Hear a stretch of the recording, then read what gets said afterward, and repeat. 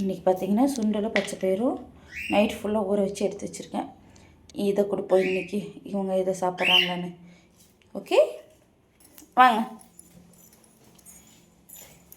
வா வா வா வா வா வா வா வா வா வா வா வா சாப்பிடுங்க. ஏய் சாப்பிடுது. சூப்பர் கிளிமா. இனிமேல் உங்களுக்கு இந்த சுண்டல் பச்சை பயிர் ஓகே.